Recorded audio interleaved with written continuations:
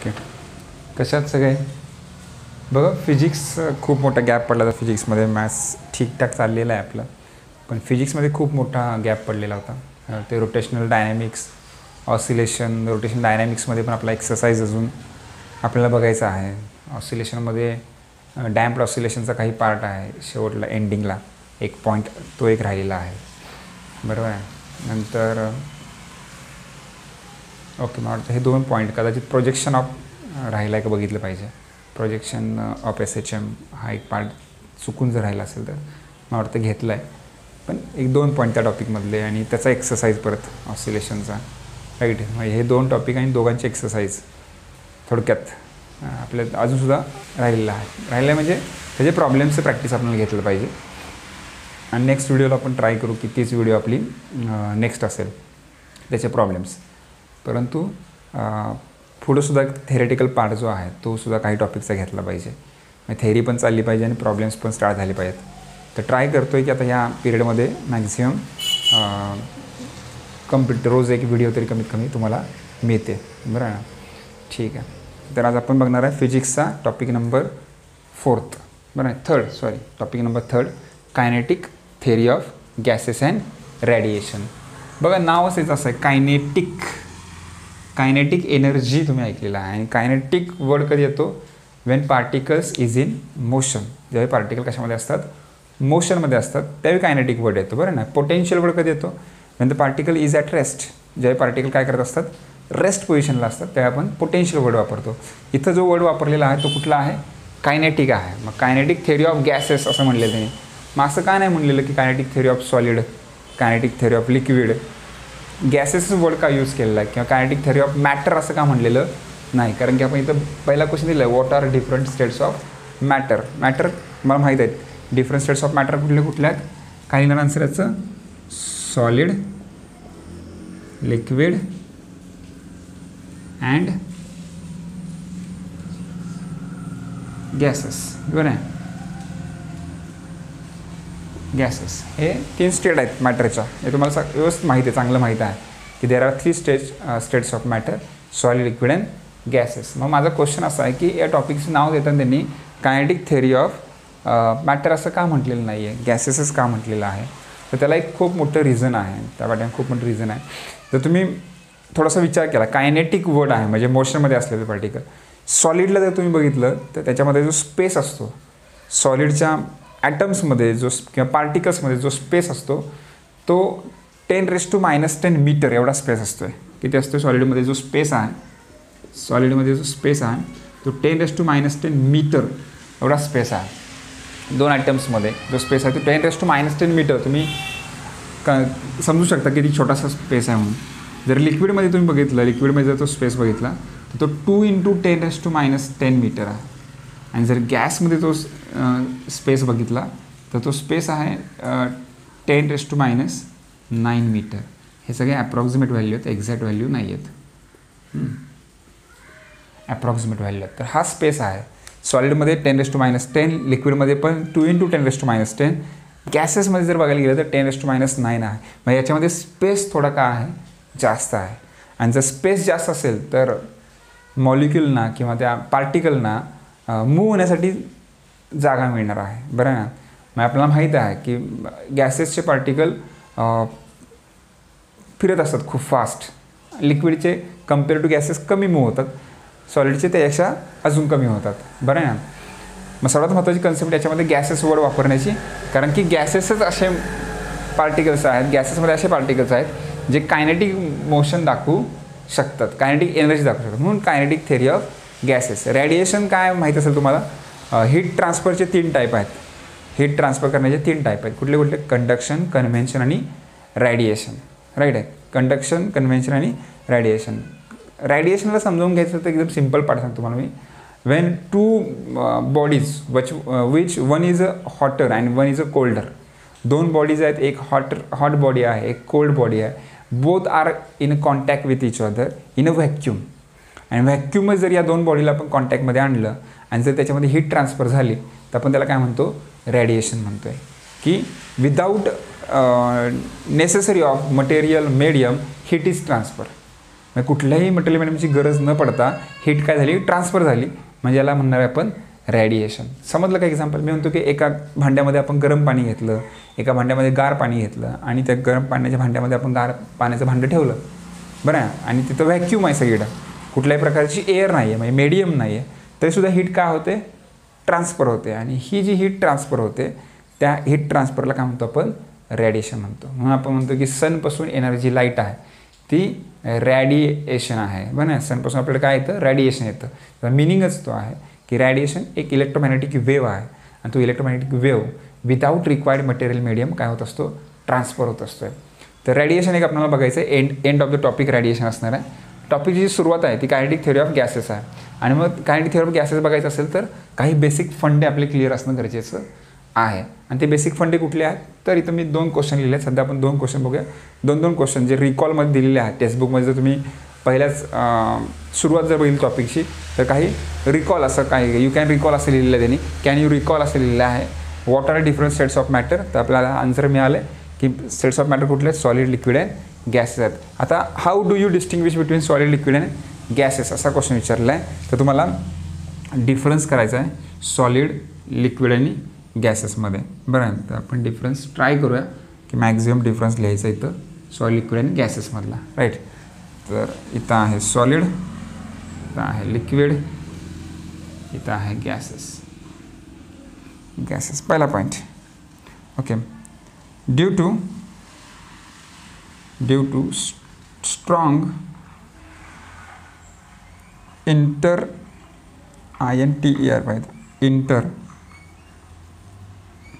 atomic forces, due to strong interatomic forces, there is the particles are forces,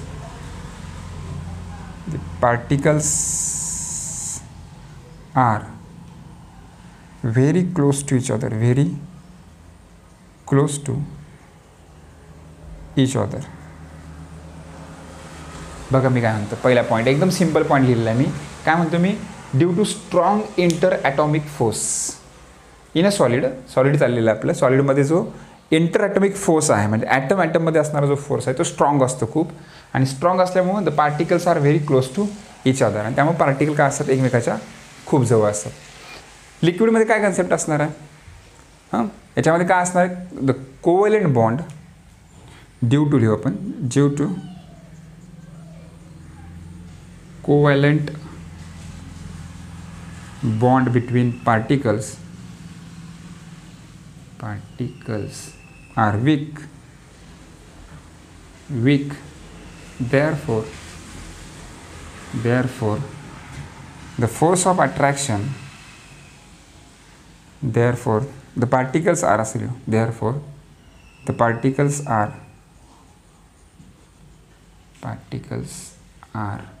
little away from each other.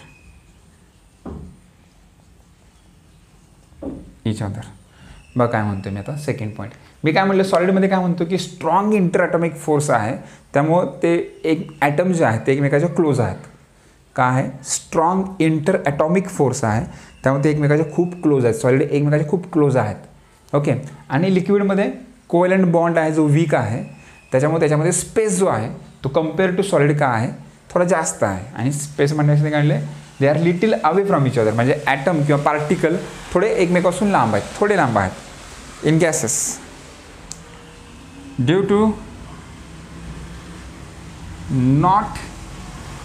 Not inter atomic force in ideal gases,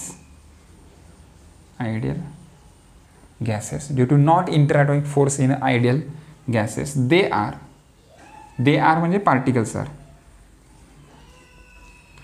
लिहा आपण, the particles are far away from each other. Hand writing समजते का, समजावून घ्या थोडंसं. ठीक आहे, बघा 3 सॉलिडमध्ये 1 पॉईंट लिहिलं, लिक्विडमध्ये आणि गॅसेसमध्ये. तिन्ही पॉईंट एकमेकाला रिलेट कसे होतात बघा. मी पहिल्या पॉईंटमध्ये लिहितो की due to strong inter atomic force they are very close to each other. They means particles are very close to each other किंवा atoms are very close to each other due to strong inter atomic force. Strong inter atomic force असल्यामुळं particle एकमेकाचे काय खूप close आहेत. हा पहिला point. Second पॉईंटमध्ये म्हणतो मी due to covalent bond. Covalent bond आहे आणि तो वीक बॉन्ड आहे. Due to covalent bond between particles are weak. जो पार्टिकलमध्ये कोव्हॅलंट बॉन्ड आहे तो वीक आहे आणि तो वीक असल्यामुळे काय असणार आहे, the particles are little away from each other. Little away म्हणजे थोडेसे लांब आहेत compare to solid.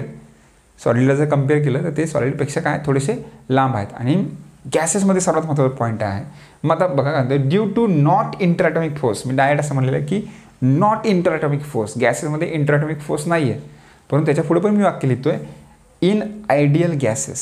In ideal gases. Ideal गॅसेसमध्ये ॲक्च्युअली जर आपल्याला रिअल गॅस जर बघितले, डिफरन्स माहीत आहे का? सर्वात महत्त्वाचं तुम्हाला डिफरन्स माहीत आहे का? What is the difference between real gas and ideal gas? तो खूप इम्पॉर्टंट आहे. तर तुम्हाला तो माहीत नसेल तर मग काय तुम्हाला समजणारच नाही आहे. आयडियल गॅस काय? आयडियल कन्सेप्ट आहे, कन्सिडरेशन आहे. ॲक्च्युअल रिॲलिटीमध्ये आयडियल गॅस प्रेझेंट आहे का? तर नाहीच आहे. परंतु काही स्पेसिफिक कंडिशनला, काही जर कंडिशन आपण ठेवल्या गॅसवर, बरं ना, म्हणजे काही प्रेशरच्या कंडिशन ठेवल्या, टेम्परेचरच्या ठेवल्या, व्हॉल्यूमच्या काही कंडिशन ठेवल्या, तर एखादा गॅस आयडियल गॅससारखं बिहेव करू शकतो. समजते का? आयडियल गॅस मी सांगितलं तुम्हाला की हे कन्सिडरेशन आहे. रिॲलिटीमध्ये आयडियल गॅस नाहीच आहे. आणि एखाद्या गॅसला जर आयडियल म्हणायचं असेल तर आपल्याला त्याच्यावर काय ठेवावं लागतील, काही स्पेसिफिक कंडिशन्स ठेवावं लागतील, काही स्पेसिफिक लॉज फॉलो करावे लागतील. त्यावेळी त्या गॅसला आपण काय म्हणू शकतो, आयडियल गॅस म्हणू शकतो. मग मी काय म्हणतोय, आयडियल गॅसमध्ये कुठल्याही प्रकारचा इंटर ॲटॉमिक इंटरॅक्शन किंवा फोर्स हा प्रेझेंटच नाही. There is absence of inter atomic force. मग due to not inter atomic force in ideal gases the particles are far away from each other. Particles कसे असतात, एकमेकापासून लांबच लांब गेलेले असतात. समजलं का? तर हा पहिला डिफरन्स आहे आपला तिघांमधला. नेक्स्ट डिफरन्स पुढे जाऊन बघूया आपण. सेकंड डिफरन्स काय आहे, थोडीशी जागा कमी पडते. ओके, सॉलिडमधला सेकंड डिफरन्स सॉलिडमधला, they have definite shape and volume. हा एक पॉईंट असणार आहे. ट्राय करू एवढ्या ह्याच्यामध्ये बसवण्याचा. They have definite shape and volume. सॉलिडला काय असतो, डेफिनाइट शेप असतो आणि व्हॉल्यूम असतो. कुठलाही सॉलिड जर तुम्ही बघितला तर त्याला डेफिनाइट शेप असणार आहे आणि डेफिनाइट असा व्हॉल्यूम असणार आहे. लिक्विडला जर आपण बघितलं तर काय म्हणणार, they have not definite shape but have definite volume, but have definite volume. Okay, लिक्विडला काय म्हणतो मी, कुठल्याही प्रकारचा शेप नाही आहे परंतु डेफिनेट असा का आहे, व्हॉल्यूम आहे. लिक्विडला डेफिनेटचा शेप आहे. लिक्विडमध्ये डेफिनेट असा शेप नाही आहे परंतु त्याचा व्हॉल्यूम काय असतो, डेफिनेट असतो आहे. नंतर मी थर्ड गॅसेसमध्ये लिहितो आहे, they do not have definite shape and volume. Definite shape पण नाही, डेफिनाइट व्हॉल्यूम पण नाही गॅसमध्ये. तर तिघांमध्ये हा डिफरन्स एकदम इझी लक्षात ठेवण्यासारखा आहे. इझी एकदम आहे. इथं शेप आणि व्हॉल्यूम डेफिनाइट आहे, इथं शेप डेफिनाइट नाही पण व्हॉल्यूम डेफिनाइट आहे. आणि इथं दोघंही डेफिनाइट नाहीत, शेप पण डेफिनाइट नाही आणि व्हॉल्यूमसुद्धा डेफिनाइट नाही. तर हा डिफरन्स याच्यामध्ये strong interatomic force, weak covalent bond, not interatomic force, space is particles are very close to each other, particles are little away from each other, particles are far away from each other. हे हा point तुम्हाला लक्षात ठेवता येईल. इथं दे have definite shape and volume, म्हणजे सॉलिडला definite shape and volume असतं. जसं हा पेन सॉलिड आहे, डेफिनाइट शेप अँड व्हॉल्यूम आहे. लिक्विड जर बघितलं, जसं पाणी जर आपण घेतलं बरं ना, तर वॉटरला असा डेफिनाइट शेप आहे का, नाही आहे बरं ना. आपण त्याला वॉटरला एखाद्या भांड्यामध्ये टाकलं तर त्या भांड्याचा आकार तो घेतो, राईट आहे, हे आपल्याला माहीत आहे. मग डेफिनेट शेप नाही आहे, डेफिनेट व्हॉल्यूम आहे पण त्याला, आणि गॅसेसला तर सोडूनच द्या, शेप पण नाही आणि व्हॉल्यूम पण नाही आहे. तिसरा डिफरन्स याच्यामध्ये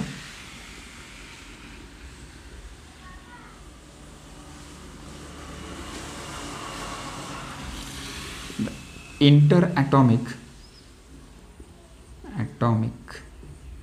spacing between atoms of solid किंवा particles of solid are approximately equal to 10⁻⁻10 metre. मग अशा सांगितलं तुम्ही बरं ना, ह्याचा स्पेस आहे तो 10⁻10 मीटर आहे. इथं काय लिहिणार, the interatomic spacing between particles of liquid are 2 × 10⁻10 metre आहे.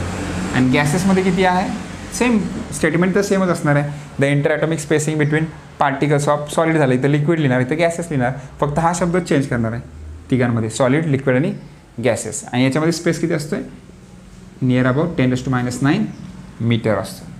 तर हे डिफरन्स तुम्ही मॅक्झिमम 3 डिफरन्स तरी तुम्हाला माहीत असणं गरजेचं आहे, जे इम्पॉर्टंट आहे, या टॉपिकसाठी रिलेटेड डिफरन्स. तसं मग डिफरन्स लिहायचं गेलं तर आपण सॉलिड, लिक्विड, गॅसमध्ये नंबर ऑफ डिफरन्स आपण लिहू शकतो, परंतु आपण ज्या टॉपिकमध्ये आहेत त्या टॉपिकशी रिलेटेड डिफरन्स लिहिणं खूप इम्पॉर्टंट आहे. तर त्या टॉपिकशी रिलेटेड डिफरन्स हे 3 डिफरन्स खूप इम्पॉर्टंट आहेत. तर तुम्ही पहिल्यांदा जे रिकॉलमध्ये क्वेश्चन दिलेले आहेत त्यापैकी 2 क्वेश्चनचे आन्सर लिहून घ्या, पुढचे आन्सर आपण नंतर बघू. पहिल्यांदा व्हिडिओ पॉज करा किंवा स्क्रीनशॉट घ्या. पॉज द व्हिडिओ और नोट इट डाऊन और टेक अ स्क्रीनशॉट. ओके, बघा नेक्स्ट क्वेश्चन काय आहे, what are gas laws. What are gas laws. Gas laws म्हणजे काय आणि कोणकोणते गॅस लॉज आहेत, बरोबर ना. What are gas laws. तर काय आहे गॅस लॉज, बघा डेफिनेशन काय, बघा म्हणलेलं आहे, laws that relate with pressure, temperature आणि व्हॉल्यूम. जो म्हणजे गॅसचा एक असा लॉ जो प्रेशरशी रिलेटेड आहे, टेम्परेचरशी रिलेटेड आहे, व्हॉल्यूमशी रिलेटेड आहे, अशा लॉला आपण गॅस लॉ म्हणणार. एकदम simple definition, laws that relate pressure, volume and temperature of the gas. कळतं का, एक असा लॉ जो गॅसच्या टेम्परेचरशी रिलेटेड आहे, प्रेशरशी रिलेटेड आहे आणि व्हॉल्यूमशी रिलेटेड आहे, अशा लॉला आपण काय म्हणणार आहे, गॅस लॉ म्हणणार आहे. Okay, related with pressure, volume and temperature of the gas are known as a gas law. क्लिअर आहे का गॅस लॉ काय. गॅस लॉ म्हणजे काय असणार आहे, the law that relate with pressure, volume and temperature of the gas is called gas law. There are 3 basic gas laws. आणि मग आपल्याला 3 basic gas laws already known आहेत, आपण रिकॉलच करतोय, रिकॉलमधले काही क्वेश्चन आहेत तेच आपण बघतोय. मग there are 3 basic gas laws. 3 basic gas laws आहे, Boyle's law, Charles law, Gay Lussac's law, बरोबर आहे ना. असे 3 लॉ आपल्याला बघायचे आहेत. बॉईस लॉ काय म्हणतोय, at a fix mass of gas. जर तुम्हाला राईट करायचं तर राईट करून ठेवा, मी काही ते लिहित बसत नाही, तुम्हाला मी इथं शॉर्टकटमध्ये मला अंडरस्टँड होण्यासाठी लिहिलेलं आहे मी. बघा मी काय म्हणतो आता, बॉईस लॉ काय आहे, at a fix mass of a gas किंवा for a fix mass of a gas at a constant temperature, for a fix mass of a gas, for a fix mass of gas at a constant temperature, pressure is inversely proportional to volume. Pressure is inversely proportional to volume. बघा वाटलं तर मी एकदा एक law तुम्हाला लिहून दाखवतो. काय म्हणतो मी, for fixed mass of gas, for a fix mass of gas at a constant temperature, at constant temperature, at a constant temperature, pressure at a constant temperature, pressure is inversely proportional to the volume of the gas.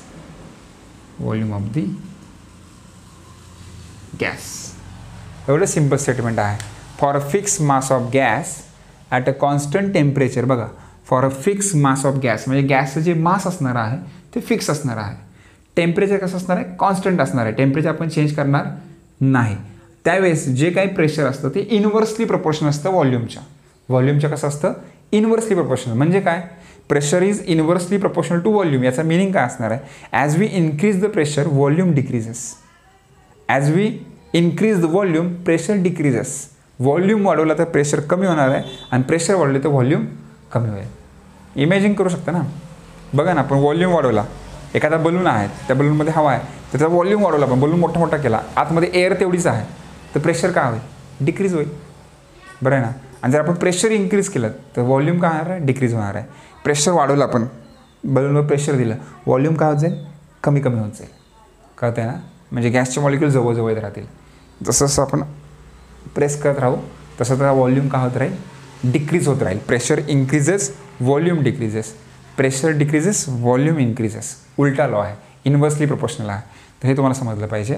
फक्त fix mass of gas म्हणजे आतमध्ये number of molecules, बलूनच्या आतमध्ये जे काय gas असणार आहे त्याचा मास कसं असणार आहे? फिक्स असणार आहे. त्याला आपण चेंज करणार नाही. Next Charles law. Charles law काय सांगते बघा. For fix mass of gas, same statement, for fix mass of gas काय कॉन्स्टंट आहे? P. At a constant pressure, इथं प्रेशर आपण काय ठेवणार आहे? कॉन्स्टंट ठेवणार आहे. Volume is directly proportional to temperature. Volume is directly proportional to temperature. म्हणजे गॅस ऑफ मास फिक्स आहे, त्याचबरोबर प्रेशर कॉन्स्टंट आहे. आपण प्रेशर इन्क्रीज पण करणार नाही, डिक्रीज पण करणार आहे. ॲज इट इज प्रेशर जेवढं आहे तेवढं ठेवणार आहे. आणि त्या कंडिशनला तुमच्या व्हॉल्यूम आणि टेम्परेचरचं रिलेशन कसं असतं? डायरेक्टली प्रपोर्शनल असतं. म्हणजे जर व्हॉल्यूम इन्क्रीज झाला तर टेम्परेचर पण कुठेतरी इन्क्रीज होतं आहे. आणि टेम्परेचर इन्क्रीज होतं आहे म्हणजे व्हॉल्यूम इन्क्रीज होणारच आहे. म्हणजे व्हॉल्यूम इन्क्रीज झाला तर टेम्परेचर इन्क्रीज होतं, टेम्परेचर इन्क्रीज झालं तर व्हॉल्यूमसुद्धा इन्क्रीज होणार आहे. That is your Charles law. लिहिता येईल का? याच्यासारखंच लिहायचं. For a fix mass of gas at a constant, याच्यामध्ये टेम्परेचर होतं तर याच्यामध्ये प्रेशर आहे. म्हणजे टेम्परेचरच्या ऐवजी इथं टेम्परेचर ऐवजी काय येणार आहे? प्रेशर येणार आहे. आणि इथं प्रेशरच्या ऐवजी काय? व्हॉल्यूम. व्हॉल्यूम इज इथं इन्व्हर्सली प्रपोर्शनल आहे, इथं directly proportional to the temperature of the gas. नाव गेलुझॅक्स लॉ. गेलुझॅक्स काय म्हणायचं? For a fix mass of gas. बघा सगळ्याच लॉची सुरुवात आपली एकच आहे. For a fix mass of gas, गॅसचं मास फिक्स असणं खूप गरजेचं आहे. तिन्ही लॉमध्ये गॅसचं मास कसं आहे? फिक्स आहे. For a fix mass of gas at a constant, काय कॉन्स्टंट आहे? व्हॉल्यूम. काय कॉन्स्टंट ठेवलं आहे? व्हॉल्यूम कॉन्स्टंट ठेवलेला आहे. व्हॉल्यूम प्रेशरच आहे बघा. Pressure directly proportional to temperature. म्हणजे प्रेशर इन्क्रीज झालं तर टेम्परेचरसुद्धा इन्क्रीज होणार आहे. Pressure increases, temperature increases. Pressure decreases, temperature also decreases. Okay. तर हे 3 लॉ आहेत. तुम्हाला एक लॉ मी रायटिंगमध्ये दिलेला आहे. तुम्हाला फक्त चेंजिंग करायचं, फक्त नाव फक्त चेंज करा. इथं कॉन्स्टंट काय होतं? टेम्परेचर. इथं कॉन्स्टंट काय? प्रेशर. इथं कॉन्स्टंट काय? व्हॉल्यूम. कळतं आहे ना. तुम्हाला तो चेंज करत राहायचा आहे. इथं काय प्रपोर्शनल टू काय आहे? Pressure inversely proportional to volume आहे. इथं volume directly proportional to temperature आहे. इथं pressure directly proportional to temperature आहे. नाव फक्त लक्षात ठेवा. बॉयल्स लॉ कुठला आहे? चार्ल्स लॉ कुठला आहे? आणि गे-लुझॅक्स लॉ कुठला आहे? नेक्स्ट बघा, खूप महत्त्वाची कन्सेप्ट आहे. याच्यामध्ये खूप मुलं किंवा काही टीचरसुद्धा चुकतात. बरं आहे ना. तर तुम्ही ॲब्सोल्यूट झिरो टेम्परेचर बघायला गेला तर काही टीचरांची पण चुकी होऊ शकते. What is absolute zero temperature असा क्वेश्चन विचारला आहे. ॲब्सोल्यूट झिरो टेम्परेचर कशाला म्हणायचं आहे? मी एकदम सिम्पल लँग्वेजमध्ये दिलेलं आहे. The temperature at which pressure of the gas would be zero. म्हणजे एक असं टेम्परेचर जिथं प्रेशर किती असतं? झिरो असतं. आणि टेम्परेचर किती असतं? Temperature is -273.15 degree Celsius. म्हणजे किती? 0 केल्विन. म्हणजे किती? 0 केल्विन. तर बहुतेक टीचरांना असं वाटतं की 0 डिग्री सेल्सिअस. आणि 0 डिग्री सेल्सिअस म्हटलं तर 273.15 डिग्री सेल्सिअस होऊन जाईल. म्हणजे सॉरी केल्विन होऊन जाईल. मग इतकं टेम्परेचर इन्क्रीज होतं आहे. तर चुकीचं आहे ते. -273.15 डिग्री सेल्सिअस म्हणजे आपलं कसलं टेम्परेचर आहे? ॲब्सोल्यूट झिरो टेम्परेचर आहे. कळते का? 0 केल्विन टेम्परेचर म्हणजे ॲब्सोल्यूट झिरो टेम्परेचर असणार आहे. तर ही डेफिनेशन तुम्ही व्यवस्थित लक्षात ठेवा. The temperature at which pressure of the gas would be zero. Pressure of the gas would be zero and temperature is this -273.15 degree Celsius और 0 kelvin is called absolute zero temperature. Okay. तर हे video pause करा, याची note complete करून घ्या किंवा take a screenshot. Pause the video and take a screenshot. चला बघा पुढचे क्वेश्चन. आपला test you can you recall असा आपला जो पार्ट आहे तो पार्टच आपला चाललेला आहे. टेक्स्टबुकची सुरुवातच आहे आपली. बरं. नेक्स्ट क्वेश्चन आहे व्हॉट इज ॲव्हॅगॅड्रोज नंबर. ॲव्हॅगॅड्रोज नंबर म्हणजे काय? सिम्पल डिफाईन केलेला आहे. The number of particles in 22.4 litre of any gas. The number of particle in 22.4 litre of gas. मग 1 लिटर ऑफ गॅस कळते का, 1 लिटर किती असतं आपल्याला माहीत आहे राईट. मग 22.4 लिटर ऑफ गॅसमध्ये किती नंबर ऑफ पार्टिकल आहेत. The number of particles in 22.4 litre of any gas is called Avogadro's number. आणि तो ॲव्होगॅड्रोज नंबर किती आहे ॲप्रॉक्सिमेटली 6.023 × 10⁻23. हा त्यांनी ॲव्होगॅड्रोज नंबर काढलेला आहे. समजलं की नाही समजलं. 22.4 लिटर ऑफ एनी गॅस, कुठलाही गॅस असेल त्याचा जर 22.4 लिटर घेतला तर त्याच्यामध्ये असणारा नंबर ऑफ पार्टिकल्स, त्याच्यामध्ये असणारे नंबर ऑफ पार्टिकल. मग एका लिटरमध्ये किती आपण काढू शकतो ना याच्यावरून. जर ते म्हणत असतील की 22.4 लिटर ऑफ एनी गॅसमध्ये एवढे पार्टिकल आहेत, ॲव्होगॅड्रोचं म्हणजे काय नंबर ऑफ पार्टिकल्सच. मग 22.4 लिटर ऑफ गॅसमध्ये एवढे पार्टिकल आहेत तर 1 लिटरमध्ये किती असतील इझिली काढू शकता ना. तर तुम्ही असा क्वेश्चन विचारला 22.4 लिटर गॅसमध्ये जर किती आहेत 6.023 × 10⁻23 आहेत तर 1 लिटरमध्ये how many particles are there. Particles ना 22.4 लिटर गॅसमध्ये एवढे नंबर ऑफ पार्टिकल. पार्टिकल म्हणजे काय ॲटम्स कळते का. ॲटम्स असणार आहेत, मॉलिक्यूल असणार आहेत, काही म्हणा तुम्ही. पार्टिकल त्या मॅटरमध्ये असणारे पार्टिकल, गॅसमध्ये असणारे पार्टिकल. आपण गॅसचं चाललं आहे म्हणून गॅसमध्ये असणारे पार्टिकल. तर 22.4 लिटर गॅसमध्ये 6.023 × 10⁻23 एवढे काय असतात पार्टिकल्स असतात. मग आपल्याला 1 लिटरमध्ये काढायचं तर काय करावं लागेल, याचं क्रॉस मल्टिप्लिकेशन करावं लागेल. कसं काढणार, एक्सनं याला मल्टिप्लाय करणार by 22.4x is equal to 1ने याला मल्टिप्लाय केलं तेच राहील 6.023 × 10⁻23 आणि 22.4नं काय करायला लागेल याला डिवाईड करायला लागेल.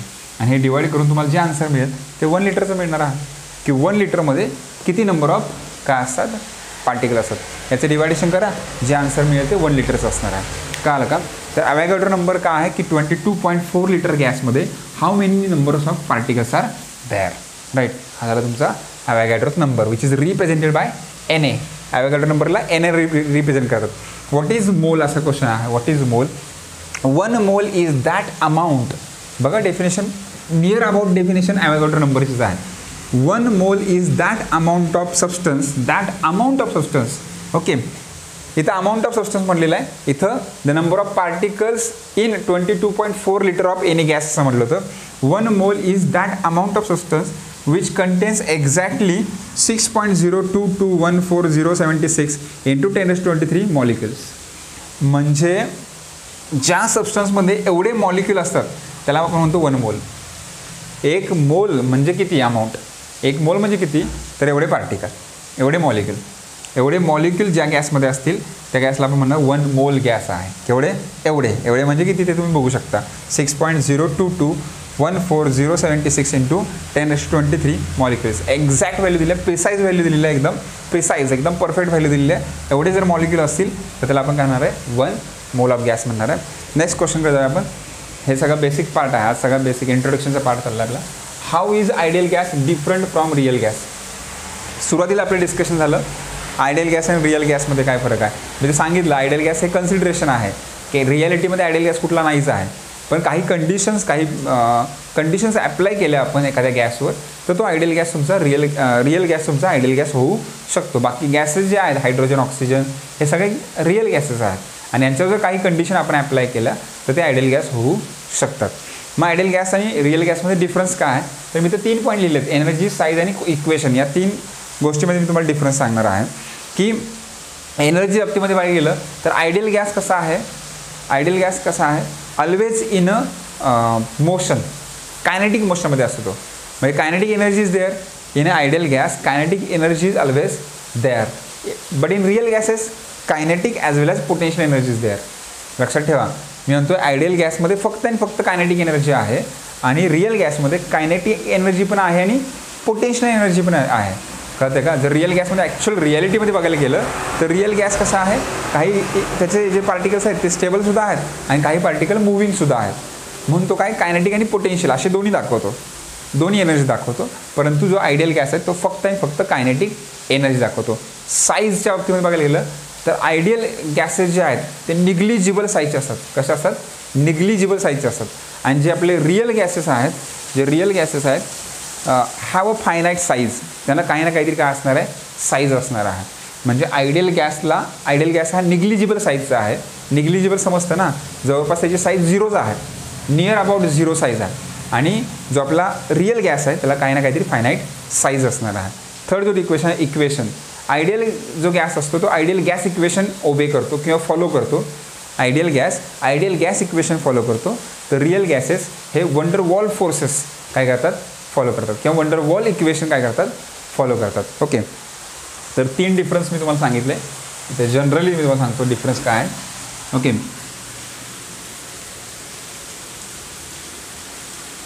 आयडियल आणि रिअल. पहिला पॉईंट सांगितलं मी एनर्जी बाबतीमध्ये. Ideal gas consist of only kinetic energy. Ideal gas consist only kinetic energy. इकडे काय लिहिणार तुम्ही? Real gas consist kinetic as well as potential energy. Kinetic as well as potential energy. इकडं तुम्ही लिहिणार kinetic as well as potential energy. Okay, मी लिहू शकतो तो. सेकंड साईजच्या बाबतीमध्ये काय लिहिणार? Ideal gas, the particle of ideal gas असं लिहू. The particles of ideal gas is negligible. The particles of ideal gas are the size of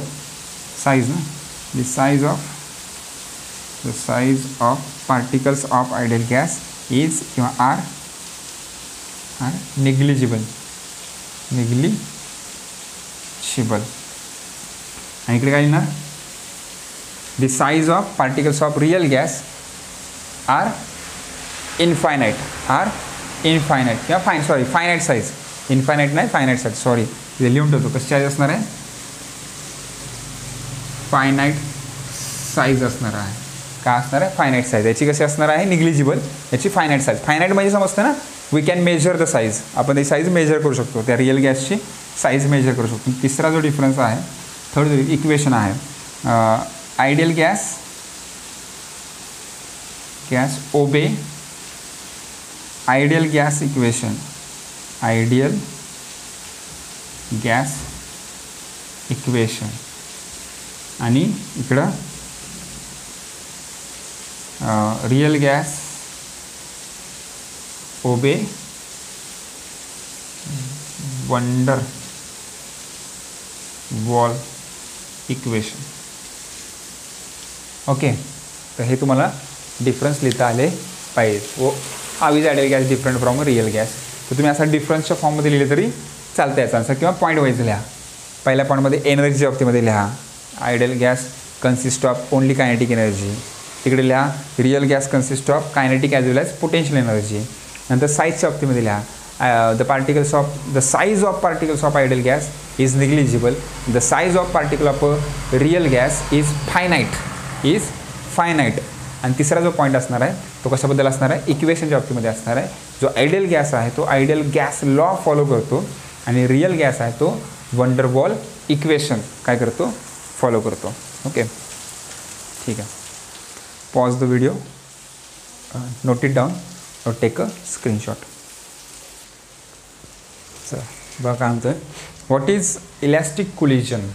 बरं आहे, व्हॉट इज इलॅस्टिक कोलिजन असं विचारलं. What is elastic collision when two particles are strike on each other. एक मिनटं, हे काय झालं? Okay, ठीक आहे. बघा, लक्ष द्या. व्हॉट इज इलॅस्टिक कोलिजन म्हणजे काय सांगितलं मी तुम्हाला? When two particles are strike on each other. एकमेकावर ज्यावेळी ते कोलाइड होतात त्यावेळी काय होतं बघा. Collision between particles in which both kinetic energy and momentum of particles are conserved is called elastic collision. म्हणजे कोलिजन तर होत असतंच पार्टिकल्सचं. Particles are always bombarding on each other और स्ट्राइकिंग ऑन ईच अदर. बरोबर आहे, नेहमी पार्टिकल, कारण की because the particle of gases are always in a state of random motion. कुठल्या मोशनमध्ये असतात? रँडम मोशनमध्ये असतात. ओके,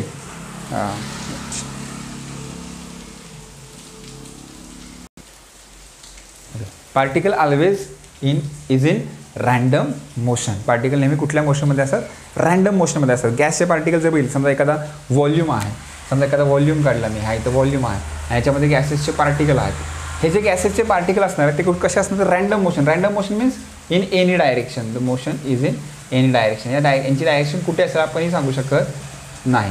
कशी डायरेक्शन असणार आहे? रँडम मोशनमध्ये असणार आहेत. मग आता जर पार्टिकल रँडम मोशनमध्ये असतील, कुठल्याही डायरेक्शनला असतील, तर ते एकमेकावर काय होतील? कोलाइड होतील. मग इलॅस्टिक कोलिजन काय आहे? इलॅस्टिक कोलिजन काय? Collision between particles in which both kinetic energy and momentum are conserved. हे 3 शब्द लक्षात राहिले पाहिजेत. Kinetic energy is conserved, momentum is conserved. म्हणजे याच्यामध्ये कायनेटिक एनर्जी पण चेंज होत नाही आहे, कॉन्स्टंट राहते. कायनेटिक एनर्जी पण कॉन्स्टंट राहते आणि मोमेंटम पण काय राहते? त्याचा कॉन्स्टंट राहते. ट्रान्सफर होईल, पार्टिकल टू पार्टिकल काय होणार आहे? कायनेटिक एनर्जी ट्रान्सफर होणार आहे. परंतु जर टोटल क्वांटिटी आपण जर काढली तर ती कशी राहणार आहे? कॉन्स्टंट राहणार आहे. जर टोटल क्वांटिटी आपण काढली, टोटल कायनेटिक एनर्जी काढली तर ती कॉन्स्टंट असणार आहे. टोटल मोमेंटम काढलं तर ते कॉन्स्टंट असणार आहे. म्हणजेच तो आपला झाला इलॅस्टिक कोलिजन. इलॅस्टिक कोलिजन झालं. इलॅस्टिक रबर जर असेल, रबर असेल तर रबरमध्ये काय क्वालिटी असते? When we apply the deforming force its size and shape are change and when remove that deforming force it regain its original dimension. जर एखाद्या रबरवर आपण एक्झर्ट केला प्रेशर तर त्याचा शेप आणि साईज चेंज होतो. पण आपण जेव्हा रिमूव्ह करतो त्याच्यावरच्या प्रेशर एक्झर्ट केलेलं तर तो त्याच्या ओरिजिनल डायमेन्शनला येतो. सेम सिच्युएशन याच्यामध्ये आहे. कळत आहे का? कन्झर्व होते म्हणजे काय होते? कायनेटिक एनर्जी कन्झर्व होते म्हणजे काय होते? त्याची जी टोटल कायनेटिक एनर्जी आहे ती कॉन्स्टंट राहते. त्याचबरोबर मोमेंटम जो आहे तो कसा राहणार आहे? कॉन्स्टंट राहणार आहे. That is the elastic collision. What is Dalton's law of partial pressure? आपल्याला डाल्टनचा लॉ एक बघायचा आहे. ओके, काय सांगतो बघा डाल्टनचा law? The total pressure of mixture of 2 or more non reactive gases.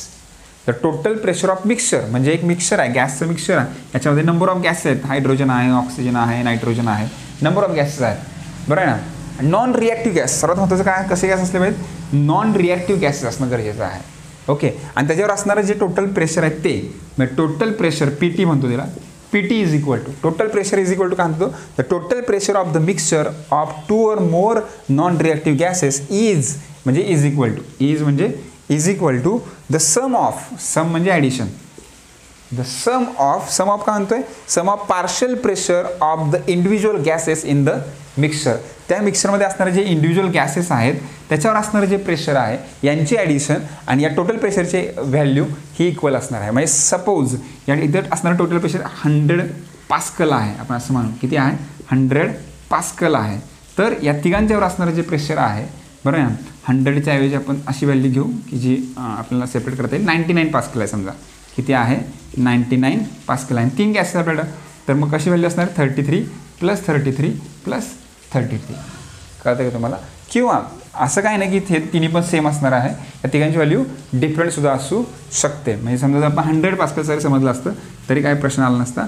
100 pascal जरी समजलं तरी समजा हा 20 आहे, हा समजा 30 आहे, तर हा रिमेनिंग किती असला? 50 असला असता. राईट? म्हणजे 3 गॅसेसवर असणारं जे इंडिव्हिज्युअल प्रेशर आहे त्या इंडिव्हिज्युअल प्रेशरची ॲडिशन सम इक्वल टू काय असणार आहे? टोटल प्रेशर असणार आहे. टोटल प्रेशर कसं असणार? टोटल त्या मिक्सचरवर असणार आहे. आणि मिक्सचरमध्ये कोण आहेत? नंबर ऑफ गॅसेस आहेत. आणि ते नंबर ऑफ गॅसेस कसे आहेत? नॉन रिॲक्टिव्ह गॅसेस आहेत. कसे आहेत ते? नॉन रिॲक्टिव्ह गॅस आहेत. मग ते गॅसेस एकमेकांमध्ये रिॲक्ट होत नाहीत. ओके, तर ही एक कन्सेप्ट लक्षात ठेवा. हे तुम्ही नोट करून घ्या. Pause the video and note it down और टेक अ स्क्रीनशॉट.